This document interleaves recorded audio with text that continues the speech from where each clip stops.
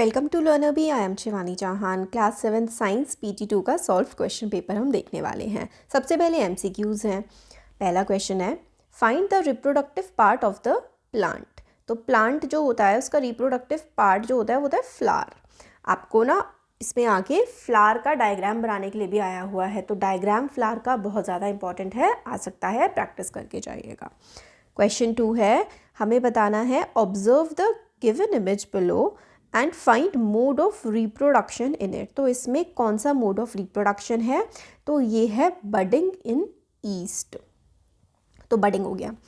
Next है फिर से observe the picture given below and find that it is use to. तो ये किसके लिए यूज़ किया जाता है? टाइम को मेजर करने के लिए इसका इस्तेमाल किया जाता है। ये किस टाइप की क्लॉक है? तो यहाँ पे हमें समझ में आ रहा है ये एक डिजिटल क्लॉक है। क्वेश्चन नंबर 5 है, terminal of a cell fitted with a metal cap. तो मेटल कैप जो होता है उसको हम लोग पॉजिटिव टर्मिनल मानते हैं। नेक्स्ट है, ये है हमारे सेक्शन बी जो है CCT क्वेश्चंस हैं। तो देखो पहले पढ़ते हैं, wire gets hot when an electric current passes through it. तो जब इलेक्ट्रिक करंट वायर से पास होता है ना तो वायर काफ़ी गर्म हो जाता है। This is the heating effect of electric current. तो वायर जो गर्म होता है उसको हम लोग heating effect of electric current बोलते हैं। Can you think of any electric appliance where the heating effect of electric current is used. तो हीटिंग इफेक्ट कहाँ पर इस्तेमाल होता है इलेक्ट्रिक करंट का? एक तो देखो जो गीज़र होता है ना उसमें होता है, राइट। इलेक्ट्रिक हीटर जो होता है उसमें heating effect of electric current का इस्तेमाल होता है। नेक्स्ट है, which material is use to make element of an electric heater. तो जो एलिमेंट होता है वो गर्म होता है तभी तो वो पानी को गर्म करता है, तो नाइक्रोम का एलिमेंट इस्तेमाल होता है इलेक्ट्रिक हीटर में। नेक्स्ट है, which of the following instrument work on the basis of heating effect of electric current. तो देखो इलेक्ट्रिक आयन जो हम प्रेस करते हैं ना वो भी तो हम लोग क्या करते हैं, प्लग में लगाते हैं, स्विच ऑन करते हैं और वो गर्म हो जाती है। तो यानी कि heating effect of electric current पे वो काम कर रही है, राइट। नेक्स्ट देखो, the cell which result after fusion of the gametes is called a zygote. The process of fusion of male and female gamete to form a zygote is called fertilization. ये भी आपसे पूछा जा सकता है कि what is fertilization, है ना, तो ये भी याद रखना है। अब zygote develops into embryo, तो zygote से embryo बनता है। तो आफ्टर फर्टिलाइजेशन ओवरी किस में डेवलप होता है? तो फर्टिलाइजेशन के बाद ओवरी डेवलप्स इनटू फ्रूट, वो फ्रूट में डेवलप हो जाता है। तो ovary of a flower develop into fruit. Next है, embryo develops from which cell. तो जाइगोट से एम्ब्रियो बनता है, ये हम लोगों ने इसमें देख लिया। अब आते हैं असर्शन एंड रीजन वाली क्वेश्चन।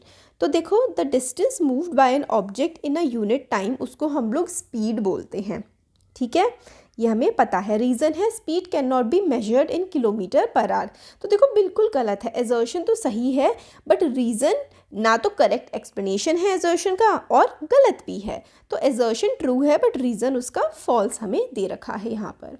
क्वेश्चन नंबर 9 है, motion of objects can be represented in pictorial form by distance time graph. बिल्कुल सही बात है, डिस्टेंस टाइम ग्राफ से ही हम किसी मोशन ऑफ ऑब्जेक्ट को देखते हैं।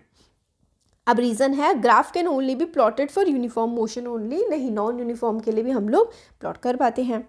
तो फिर से सी ऑप्शन हो गया। अब ट्रू फॉल्स आता है। तो पहला है, fusion of male and female gamete is known as fertilisation. तो बिल्कुल सही बात है, मेल और फीमेल गेमीट जब मिलते हैं तो उसी को हम लोग फर्टिलाइजेशन बोलते हैं। तो ये है ना, तो यहाँ पर आप ऊपर से भी आंसर देख करके दे सकते थे। बी पार्ट है, motion of a car on a straight line को हम पीरियोडिक मोशन नहीं कहते हैं, रेक्टिलिनियर मोशन कहते हैं, तो ये फॉल्स हो गया। सी है, to make a battery of 2 cells the negative terminal of 1 cell is connected to the negative terminal of the other. नहीं, नेगेटिव से पॉजिटिव को हम कनेक्ट करते हैं, ये फॉल्स हो जाएगा। फिलअप्स हैं, देखो the basic unit of time क्या है? बेसिक यूनिट ऑफ टाइम होती है second. Time taken by pendulum to complete one oscillation. Pendulum जो है एक ऑसिलेशन को कंप्लीट करने में कितना टाइम लेता है उसको हम बोलते हैं time period. Object moving along a straight line with a constant speed is said to be in uniform motion. आगे है, कॉम्बिनेशन ऑफ 2 और मोर सेल, उसको हम 2 या 2 से ज़्यादा सेल के कॉम्बिनेशन को हम एक बैटरी बोलते हैं। Longer line in the symbol for a cell represent क्या करता है, पॉजिटिव टर्मिनल। इस तरीके से सेल में से बनता है ना, तो लंबी वाली लाइन को हम लोग पॉजिटिव टर्मिनल मानते हैं। अब शॉर्ट आंसर टाइप है, तो पॉलिनेशन को डिफाइन करना है। तो यहाँ पे लिख दिया है act of transferring pollen grains from male anther of a flower to female stigma. तो मेल एंथर से फीमेल स्टिग्मा में ट्रांसफ़र करने का जो प्रोसेस होता है उसको हम लोग पॉलिनेशन बोलते हैं। 13 है क्वेश्चन, डिस्टेंस बिटवीन 2 स्टेशन के बीच का डिस्टेंस जो है वो 240 किलोमीटर्स है। ट्रेन को 4 घंटे लगते हैं इस डिस्टेंस को कवर करने के लिए। तो स्पीड ऑफ ट्रेन बतानी है, तो स्पीड ऑफ ट्रेन या फिर किसी भी चीज़ की स्पीड निकालने का जो फॉर्मूला होता है वो होता है डिस्टेंस अपॉन टाइम। तो डिस्टेंस है 240 किलोमीटर, टाइम है 4 आवर, तो सिंपल सा 60 किलोमीटर पर आवर हमारा आंसर आ जाएगा speed of train. Question number 14 है show the shape of the distance time graph for the motion. ठीक है, if car moving with a constant speed, तो ये रहा, इस तरीके से car moving with a constant speed का डिस्टेंस टाइम ग्राफ बनेगा। सिंबल ऑफ सेल और बल्ब ये आपके सामने है। क्वेश्चन 16 है Zubeda made an electric circuit using a cell holder. ठीक है, जुबेदा ने क्या किया, एक इलेक्ट्रिक सर्किट बनाया सेल होल्डर की मदद से। उसमें एक स्विच लगाया और एक बल्ब लगाया। When she put the switch in the on position, ठीक है, फिर उसने स्विच क्या किया, ऑन पोजीशन में कर दिया, बल्ब ग्लो नहीं हुआ। Help Zubeda in identifying the possible defect in circuit.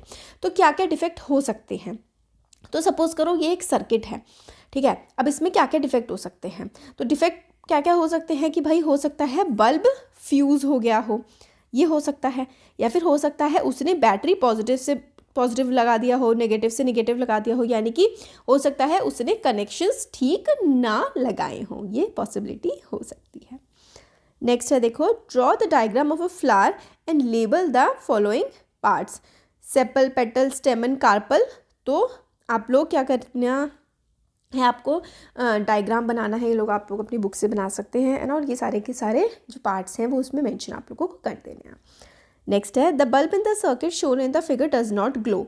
तो आप इसमें प्रॉब्लम बताइए। तो प्रॉब्लम देखिए, यहाँ पे इन्होंने पॉजिटिव जोड़ रखे हैं, जबकि हम लोगों को पॉजिटिव और निगेटिव जोड़ना होता है। यहाँ पे पॉजिटिव आएगा और यहाँ पे निगेटिव ही रहेगा, तो ये चेंजेस हम लोग कर देंगे तो ये करेक्ट हो जाएगा और बल्ब यहाँ पर ग्लो करने लगेगा। तो बस यही हमारे सारे के सारे क्वेश्चंस थे और बहुत ही इंपॉर्टेंट ये क्वेश्चंस हैं। तो ये वाला जो डायग्राम है ना फ्लावर वाला, अच्छे से अपनी बुक में से आप लोग ड्रॉ करके देख लीजिएगा। वीडियो पसंद आया तो like share subscribe. Thank you so much.